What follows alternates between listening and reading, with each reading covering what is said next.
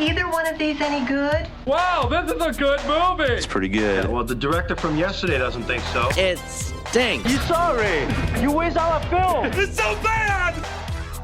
Welcome back to the screening room. Got a new batch of flicks for the big screen, for the small screen, and we'll run them down, see what's worth checking out. She is Hope Madden. He's George Wolf. And we are from madwolf.com. Let's start on the big screen. A reclusive author who writes espionage novels about a secret agent and a global spy syndicate realizes the plot of her new book she's writing starts to mirror real-world events in real time. Uh-oh. This is called Argylle.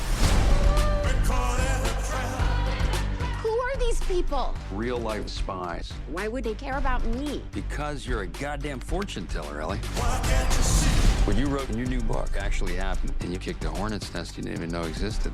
I'm in some really big trouble, Mom. Oh, so now you're experimenting with drugs.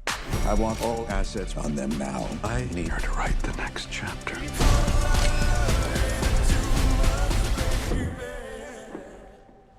God, I hate that cat.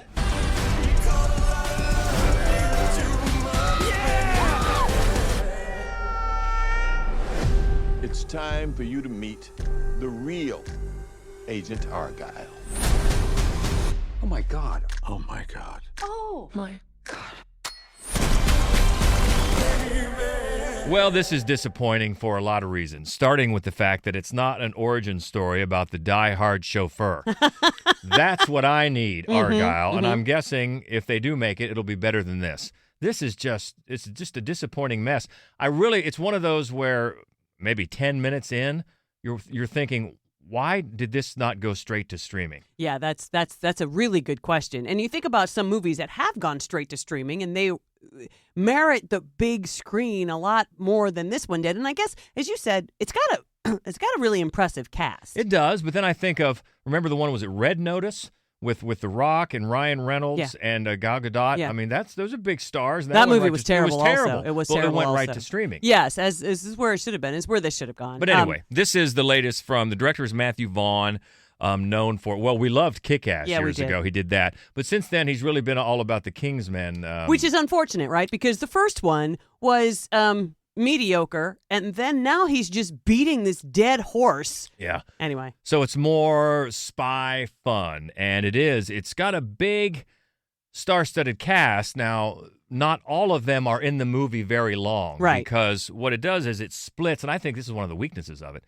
It splits sort of fantasy and reality, because Bryce Dallas Howard, she plays this author, as the synopsis says, and then she starts being hunted by real spies because her books are mirroring real life. And so during a lot of the action, it switches back and forth between what she's looking at and imagining the secret agent character from her books, played by Henry Cavill, and then it goes back to real life.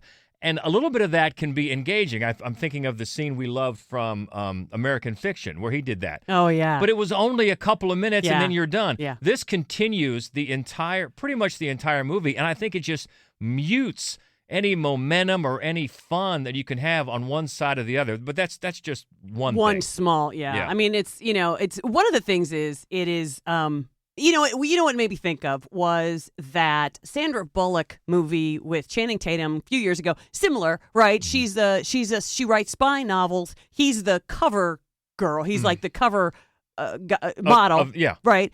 And they accidentally get trapped in an actual sort of spy adventure. Brad Pitt shows up for a little bit. Yeah. Exactly. That's some fun. And right. I mean, it's not a great movie, but it was fun. It was short.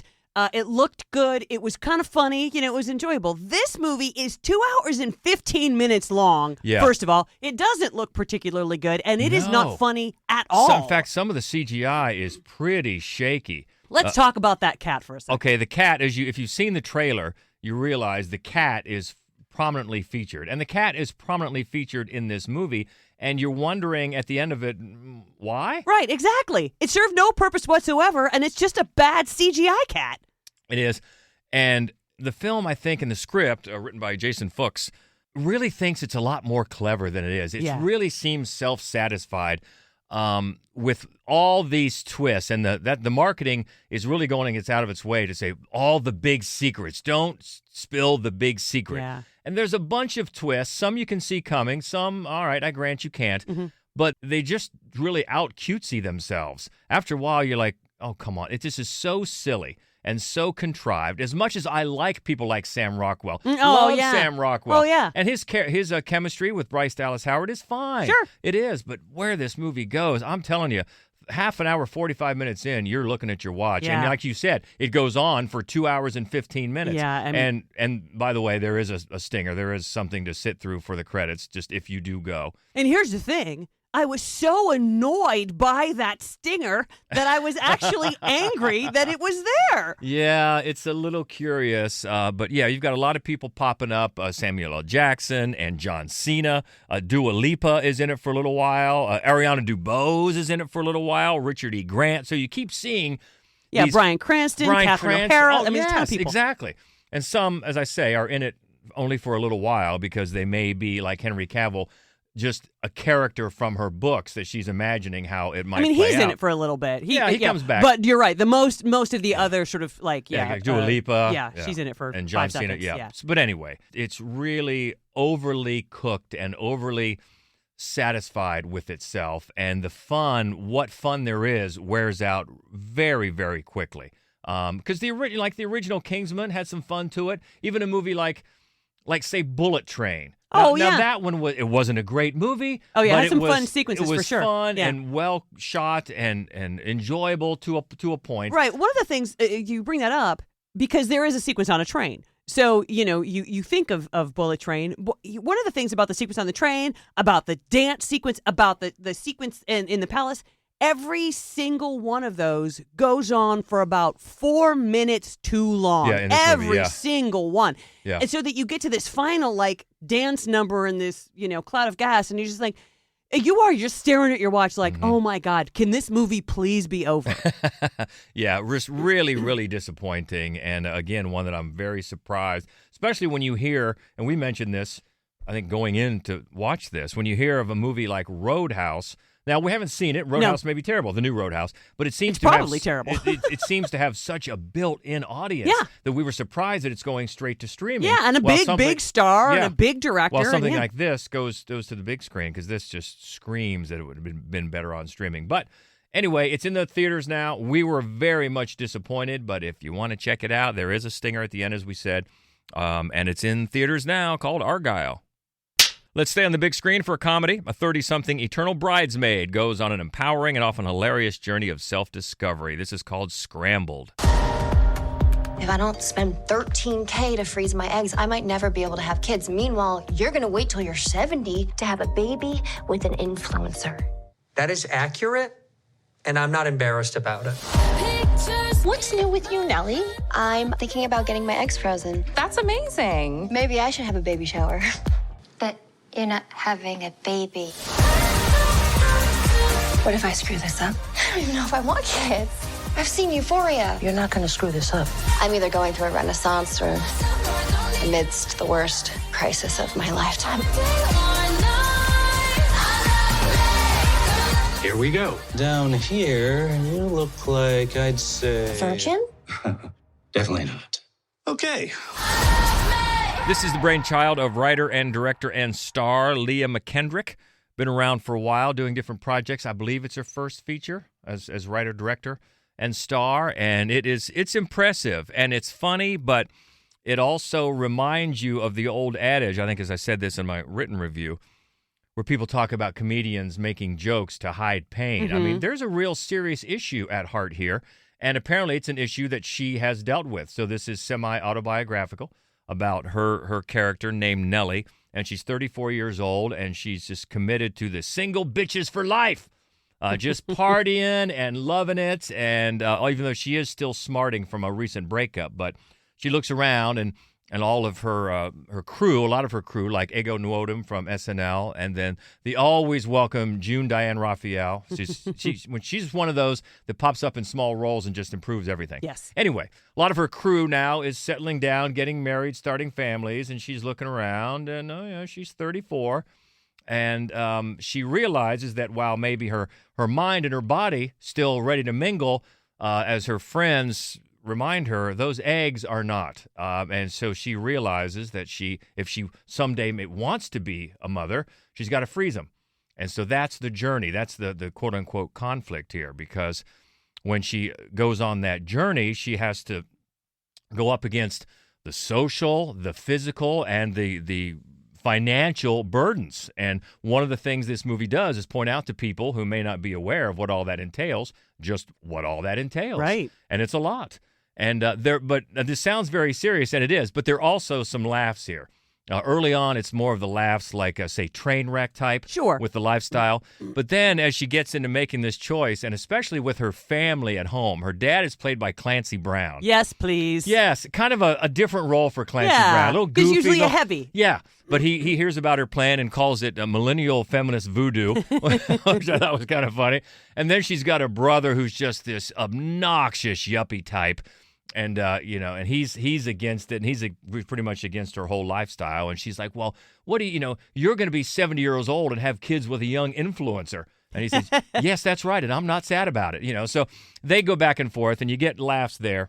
So it's empowering because she continues to, accept and be committed to accepting herself, but yet realizing how these hurdles that she has to jump. And she's obviously 34-year-old. She's a grown-ass woman, and she's in charge of her own decisions about whether or not and when she wants to have children. Imagine that. Right. Yeah. No, it's smart and funny. And like you said, though, I mean, there's an authenticity that I think is what makes it as good a film as it is. Yeah, and you can tell that it's, even if you didn't know, I think, anything about her and her personal journey, you would probably watch and think, boy, whoever wrote this has probably lived it. And she definitely has. Mm-hmm. And so she's writing what she knows, which is, talking about old adages. Exactly. Adage is always a good idea. So, but there it is definitely laughs here. Now, it's R-rated, so be ready for that, because as we've always said, we don't mind a good R-rated comedy at all. And she has no problems about that, because her character, Nellie, goes through with, wisecracks and middle fingers to everyone about her journey. So, but it's worth checking out. Yeah, funny and smart, and tells a good... is enlightening as well, informative. Yeah. For people maybe like me who don't realize what people have to go through with this, and it's serious. And she makes it a fun, funny journey of one woman's self-discovery and taking control of her own reproductive decisions, and still find some humor in it too. So it's out on the big screen now, and it's worth it. Called Scrambled. Well, let's stay on the big screen, but shift gears. This is a biographical historical drama, the story of Ludwig von Kalen, who pursued his lifelong dream to make the Heath bring him wealth and honor. It's Mads Mikkelsen in the Promised Land. Hold dig væk fra heden. Er det forstået? Kaos, Ludvig. Livet er kaos.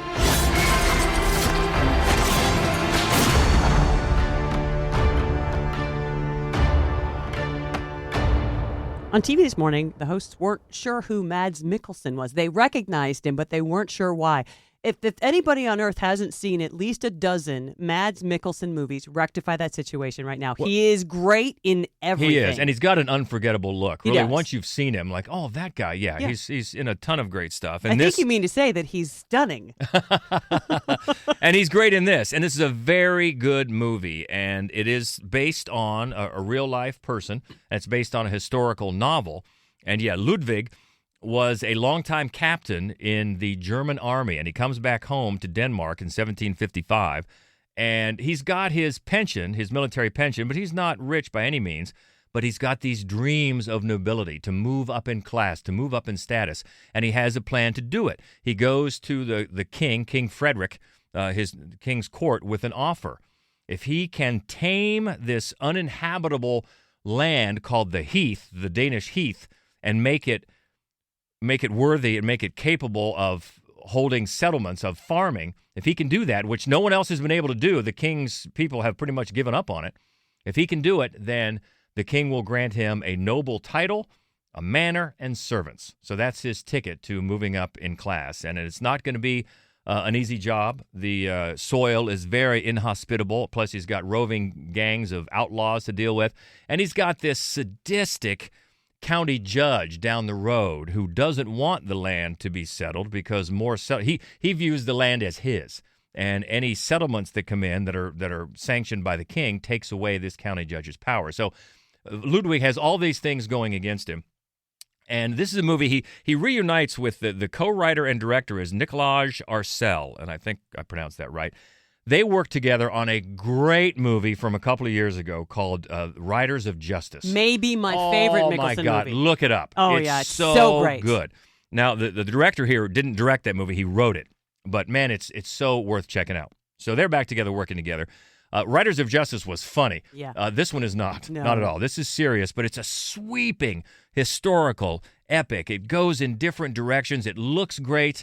If you like this kind of movie, this is a full 2 hours, a little over 2 hours, but doesn't drag at compelling. all. Very compelling. You got to see what happens as things, the drama can be as subtle as what's happening on a patch of dirt to this triangle that develops between Ludwig and the county judge and the county judge's possible fiance who views Ludwig as a way out. Right. So you've got all these. It could have been pulpy, but isn't really, sort of like these elements that might show up in a romance novel going on. And then Ludwig takes in these two runaway peasant farmers and this little girl outcast and all these different points to the drama. So the stakes keep getting raised, and it just makes all of it so compelling. You've got to see where it goes and how it turns out. And how much of it is true, I don't know. It is based on this guy, though, who at least did some of this. But, man, it's really, really worthwhile and really compelling, just all of it. And, yeah, Mads Mikkelsen is great, as he always is. So is the support cast. Even the guy, you just hate his guts. The guy that plays the judge, you hate him. And so he did his job, right? You're supposed to. But, yeah, the direction, the cinematography, everything. So if you have even an inkling of interest in these historical epics, check this out and see it on the big screen. Very good. Very much enjoyed it. Called The Promised Land, out this week. Got one in select theaters and also out on VOD this week. Horror comedy. We like that.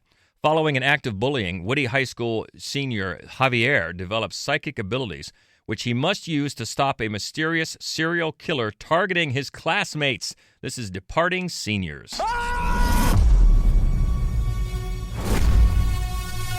Someone's doing this, Bianca. Someone's killing our friends. And do we really call those guys our friends? Bianca? Thanks to the universe, you're having these visions, right? We can use them. We can backtrack from there, gather any evidence we need, and then burn them. So we can get to him before it's too late. You make me say no. You make me say no. You make me say no. I don't know why I love you so. We can't just let him die. Actually, we could. Bianca! Attention departing seniors. Counseling staff is available throughout the day for all of your emotional needs. What?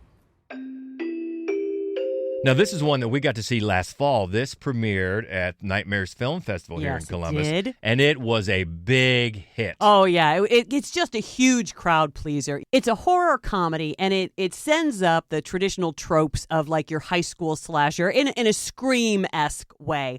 But it is also really very fresh. The dialogue is great. And so what happens is this bullied kid, during an act of bullying, he hits his head, and then he becomes kind of a clairvoyant. And so he can see where the bullies, essentially, one by one, are in danger and they're going to get killed. And so he tells his best friend, played by Ariane Roach, who is in a lot of Jennifer Reeder films, and she's great. She's particularly great in this. He tells her, and that they have to go try and save these people, and her response is always great. She's always like, do we really want to?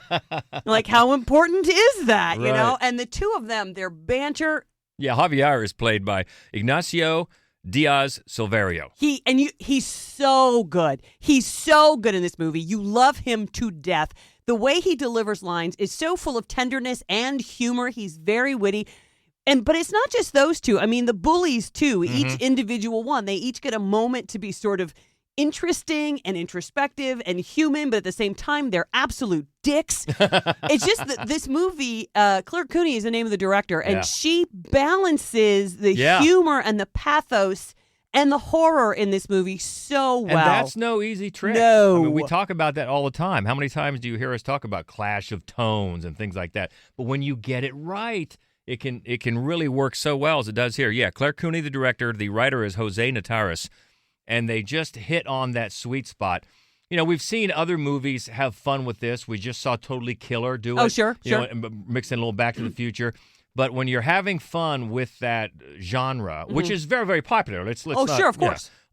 You can find another way to look at it and still have the same fun. And I think people know if this is your sort of thing, I'd be hard-pressed to think that you're not going to enjoy it. And one of the things that's great about this movie is that it's very Javier is gay, but one of the things I loved about the movie is that it's not like look gay. It's just these are just your high school students. High school students are just high school students. The movie doesn't make it out to be something other than these are the kids that go to school together, and I really appreciate that Javier just got to be a character, like a fully formed character, but with a point of view that we don't always get to see. And plus, no matter how long it's been since you've been in high school, there are still always some universal things you can remember. The cliques and the popular kids and the bullying and the dicks. That sort of always transfers. Yeah, it does. And it's just a hoot. So, check this out. It is in some select theaters. We're lucky here in Columbus to have it back on the big screen. But if not in your area, very much worth checking out on VOD. A lot of fun. Departing Seniors.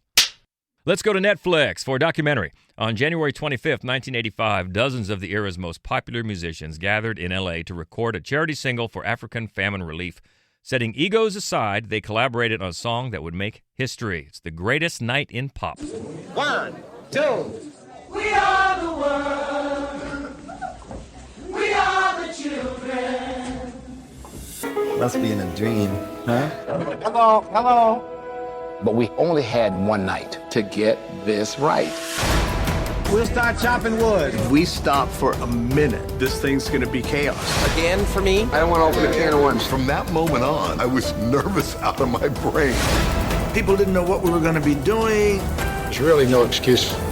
There's a full-on fight going on. What am I supposed to sing? The clock is ticking, and we had so many disasters coming. Man, are you kidding?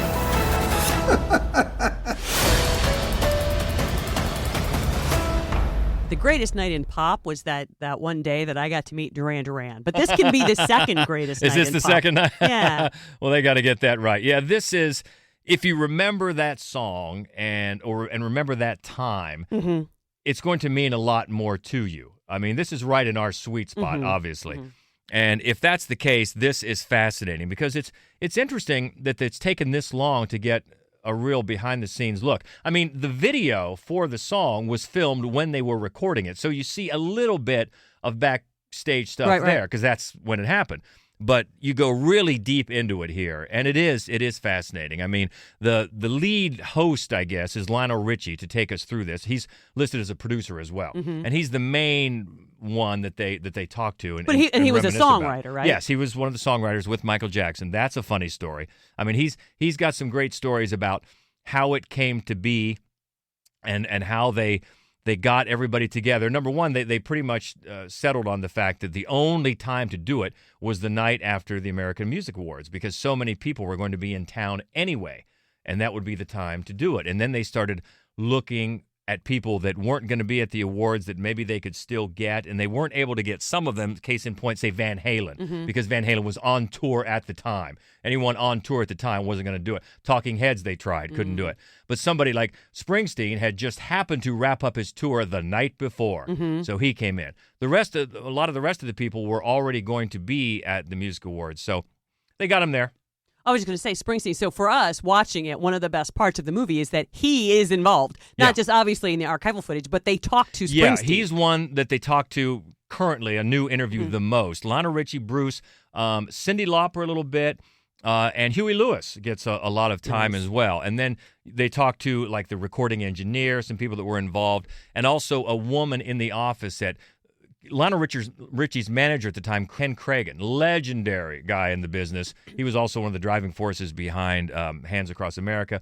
He was a big early influence on this, and he helped to pick the artists. And one of the interesting questions that sort of remains unanswered is, why wasn't Madonna involved? Yes. Because if you look at just going down the list, they talk several times about they're just going down the list. Who are the most popular people at the time? And Madonna was there for the Music Awards. Yeah. And in fact, there's a clip of that night of Huey Lewis standing with Madonna as reporters ask Huey about this secret recording session he's going to go to later. He says, I can't talk about it. She's standing right there. And the only answer you get is the woman. Ken Cragen now has passed away, so they couldn't have asked him. But the woman who worked in his office, one of his assistants, says that they had a fight because she wanted Madonna and he said he wanted Cyndi Lauper. Which just makes you wonder, why do you have why to not choose? both? Right. You had all these other... Is it like an East Coast, West Coast like beef exactly. that we didn't know about? So it's sort of an unanswered question they leave hanging there, but whatever. But you get some priceless backstage stuff about Lionel talking about writing the song, and then you get, Lionel does a little bit of a Michael Jackson impression. You also see Michael recording some of his bits in the studio, and you hear his a cappella voice. Now, I'm telling you, you go back then this was before he really went nuts with the surgery and his nose. He sounds fantastic. Yeah. Just that clear a cappella voice singing that part. It's just, you're just reminded, and you see all these artists, rubbing elbows with each other, and you get a couple of things that I had not heard. Number one, Waylon Jennings was a part of it early, but he left. He walked out when Stevie Wonder was insisting on singing some parts in Swahili, and they started arguing about this. And Bob Geldof says, "Well, we're targeting the people with the money. That's who we're targeting." So there was this big argument about it. Waylon Jennings hit the road, and then they almost lost Sheila E. because she says she was invited that night by Lionel Richie to not only be in it, but to sing one of the verses. And then once she got there, she kind of got the feeling that she was only invited because she could bring Prince. And which, of course, historically, famously, she did not do. Yeah, no. And she says at the time, they do talk to her, a new interview, that she says she knew he wasn't going to come because that's not the way he works. Right. But she did call them, and so she kind of got, that's the only reason that they brought me here. So she was a little... But she's still, looking back on it, was very glad to be a part of it. So there's a lot of different stories like that, and just the footage of these people rubbing elbows and how, talk about popular kids in high school, they're all here together and how they interact with each other. And some of it is very sweet. I mean, another story you get, Al Jarreau. Al Jarreau apparently got drunk. He was having such a good time, he wanted to celebrate all night, and he had a hard time getting his part down. But he did... There's a part where Quincy Jones introduces the crowd or gives credit to Harry Belafonte. It was really his idea. Mm-hmm. And so he wants to just give a public thank you. And Al Jarreau starts everyone singing the Banana Boat song. Nice. And you can tell Harry Belafonte, he's touched. Yeah. So that was nice. But Al had a little wine. And then the way that Bob Dylan, it's funny, you get a legendary person like Bob Dylan where you could tell all these other people were sort of kowtowing to him. And he didn't work that way either. He had a hard time getting his part down. He had to just go alone with Stevie Wonder, where Stevie Wonder could play and mimic Bob Dylan's style of singing back to him to say, this is how it should sound. So some of that stuff is fascinating. Oh, sure. It really is. If you're a music fan, you do definitely have to check this out. And if you remember We Are the World, and it's part of your upbringing, part of your childhood memory, you will definitely get a kick out of this. But big recommendation for The Greatest Night in Pop, and it is now on Netflix. Well, let's go to Shudder. We love Shudder. Dario Argento wrote his most famous films inside hotels, completely isolating himself from external reality and immersing himself in his own nightmares. This documentary takes a look. It's called Dario Argento Panico.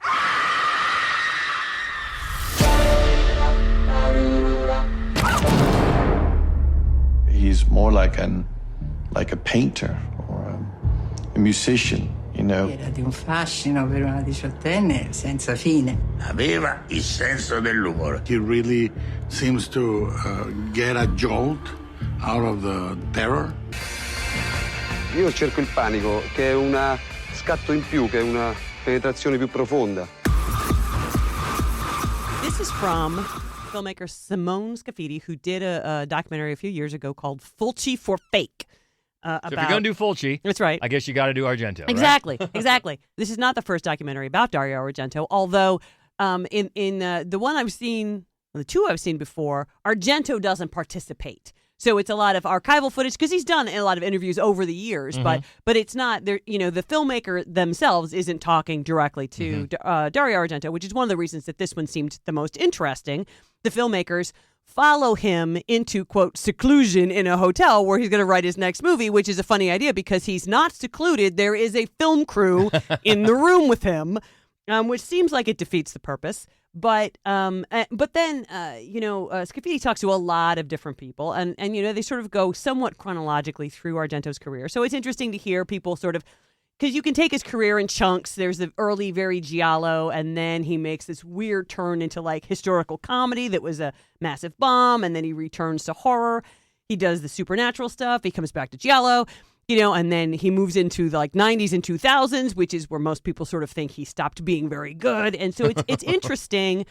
And I was excited because for the first time, that I'm aware of, Argento was part of it. And so you could ask him about these things. And he doesn't. And so, okay, I've seen several documentaries about Dario Argento where he doesn't ever address any of these really peculiar, provocative elements of his career. And that's fine. I don't mind that. But this movie talks to other people, including, in particular, Asia Argento, his daughter, who starred in 6 of his films. And she does bring up some very provocative ideas. And then they cut back to his father, and nobody asks him. Yeah. And this is just stunning to me. It's sort of like a little bit we talked about just with the Madonna thing. You hate when a documentary leaves unanswered questions. Yeah. Even if he didn't want to talk about it, let's hear the guy asking and then him saying, I don't want to talk about it, or whatever. Right. Don't leave us hanging with an unanswered question. Yeah, because some of the things that she brings, I mean, if you pay attention to the career of Dario Argento, at some point you have to say to yourself, why is it, after the movie Opera, everything is terrible, right? If they stop looking like Argento films, they stop sounding like Argento films. There's no color, there's no architecture, there's no great shot making. Why is that? And then you also have to say why. So Trauma is the first film that Asia Argento starred in. She's 16 years old. She's naked. She's always naked in his films. They're always very sexual. And you have to ask yourself, I mean, if you're watching, you're like, why is this man putting his daughter through this? And she brings it up. So it's obviously, it is it's the elephant in the room. Mm-hmm. And he just chooses, he lets her bring it up, and then he just drops it and doesn't ask the director. He does not ask Dario Argento about any of these things where you think, well, then what is the purpose of having him in your documentary? And again, let's just assume that maybe the only way that Argento would participate is if some subjects were off the table. Okay, let us know that. You have to address it. You do. You have to. You have to say, why did you bring this up? And then not ever resolve anything about it. Yeah. And so what it wound up doing was just making for a very frustrating viewing experience. And that's, I know, especially for you and people that, like you, are big fans. Mm-hmm. You're a much bigger fan than I am. Mm-hmm. That would be very frustrating. Yeah. You're looking for a little insight that you haven't gotten, and you're expecting that because he himself is involved. Yes. And you still don't get it. Yeah. So that can be frustrating, yeah. But that is on Shudder now. Dario Argento, Panico.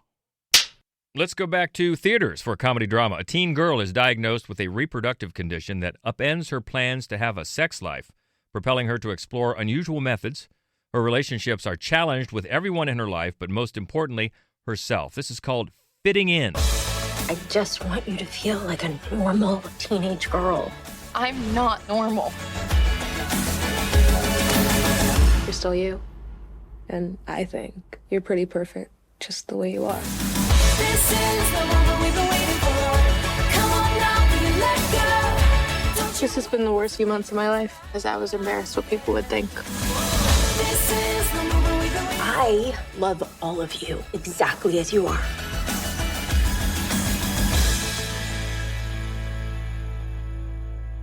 Being 16 is just bloody hell, isn't it? Yeah. Christy Robb reviewed this one for us at madwolf.com and loved it. Loved it. This is writer and director Molly McGlynn, and the star is Maddie Ziegler, who we just saw. She played Velma in the new West Side Story. Right. And this is, a lot like Scrambled. This is a story from, semi-autobiographical story from the writer-director. A very unusual and interesting story about really owning your own owning your own body. And it's uncomfortable, it's silly, it's smart, it's very sex positive. It's an odd one. It's not something that certainly not a story that you see very often. No. The performances are solid. Ziegler does a better job with the comedy than with sort of the emotional heft. But on the whole, it's just a really good movie. Yeah, it reminded me, once I read Christie's review, it reminded me a lot of Scrambled. Yeah. Where you take something that's a condition, a situation, not well known, and getting some education out about it, but also having some laughs, having some warmth, having some humanity about the fact that people have to deal with this stuff, and they're not alone. Right. Let's put it that way. Yeah. Yeah, and that is worth checking out. By all means, check out Christie's review.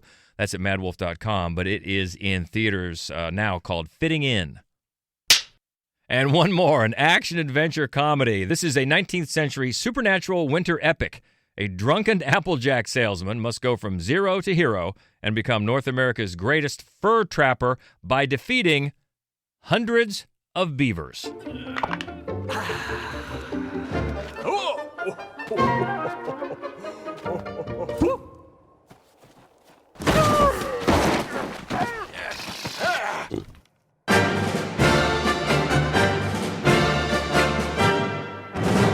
Well, this is another one that we saw first at Nightmares Film Festival last October, and this is another one that was a crowd pleaser. My Lord, was this a crowd pleaser. Now, it was so fun because the filmmakers, the co-writer and director, Mike Cheslick, he shows up. Not only did he show up, but he shows up with this giant beaver head. Yes. Walking around, and everybody had to have a picture. And he was letting them wear the beaver head. Oh, yeah. Which was great, which people loved. And yes, everybody loved this movie. It's nuts. It is nuts. The best way to describe it, and the best way to really experience to decide if it's going to be up your alley. Do you like Looney Tunes? If like you like old school Looney Tunes, this was right up your alley.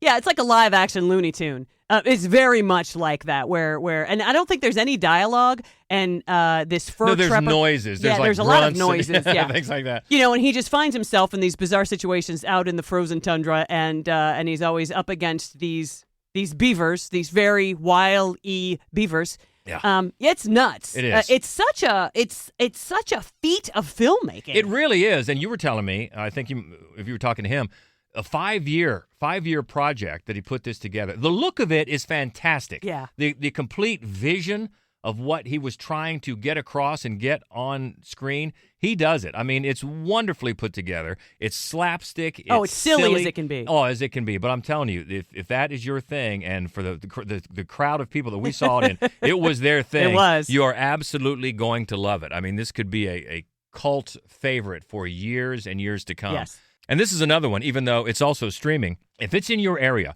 see this with a crowd. Oh, yeah. This is one to see with a crowd on the big screen, and it'll be even more fun. Yes. For sure. But check it out.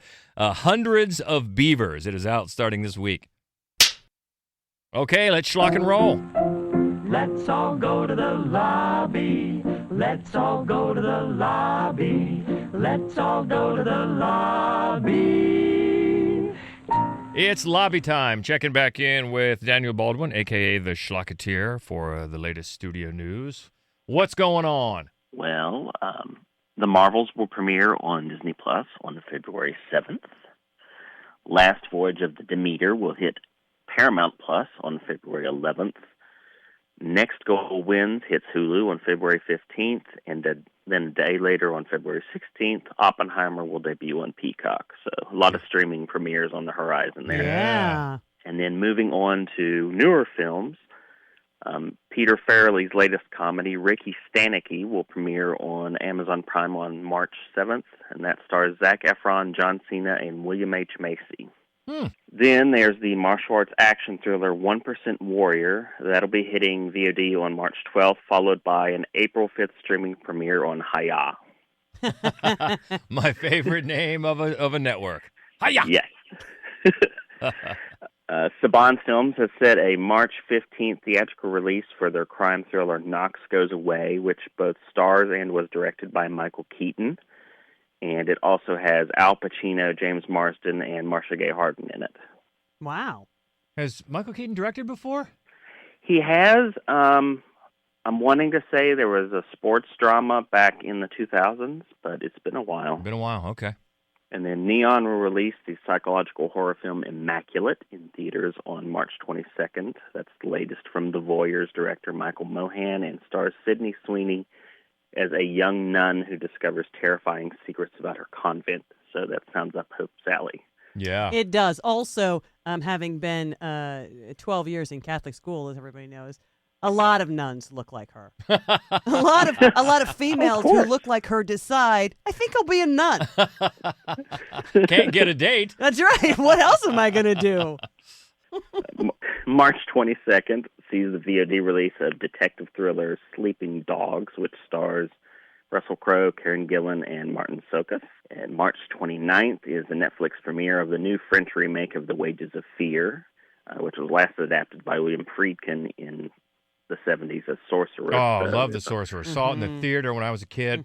Before I saw Wages of Fear, the original. I love them both, and I am not excited. I watched the trailer, and I think you posted it, and I am not excited. Yeah, it looks slicker and more action-oriented, which I guess is a take to have, but that's a high bar to reach. It is.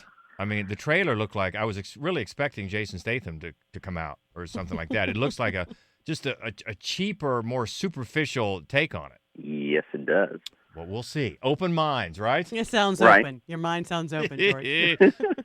And then Universal has set an April 5th theatrical release for the Jordan Peele-presented action thriller Monkey Man, which stars Dev Patel and also happens to be his directorial debut. The trailer for that one is wild. Yes, now there's a trailer. Yeah. That's a good-looking trailer. Yeah, it is. And then I mentioned Horoscope last week. Well, the title was open again because Sony has retitled that film to Tarot, and that will arrive in theaters on May 10th. What? That was quick. That was... What's a more boring and often used title that we could go with? How about Tarot? What, is Ouija taken? Yawn. And then lastly, just announced today, Neon has finally set a July 12th theatrical release for Osgood Perkins' latest horror film, Long Legs, which stars Micah Monroe, Blair Underwood, Alicia Witt, and, of course, Nicolas Cage. Oh, that looks, can't wait. Yeah. I mean, the marketing, I assume it's only going to get better. But, I mean, the rollout marketing was fantastic. Yeah, also, I mean, we love everything Os Perkins has done. But, to pair him with Nick Cage, we are so all in. Yeah, that is one of the films of the year for me. And when is that again?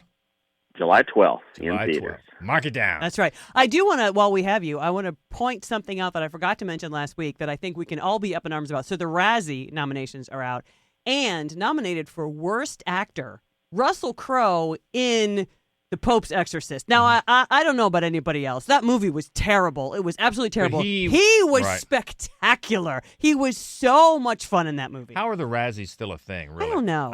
I don't really know how they're still a thing either, but I mean, I agree. That's one of the most fun performances of last year. Oh, yeah. It absolutely made it worth watching that absolutely terrible movie. He's so fun in that role, and the movie made enough money that it's getting a sequel, but he's so fun in it that I look forward to watching the next one. Yeah, on his little Vespa. Oh, it was it was hilarious. You can always catch up with Daniel on the socials at The Schlocketeer, and we thank you as always. Hey, thanks for having me.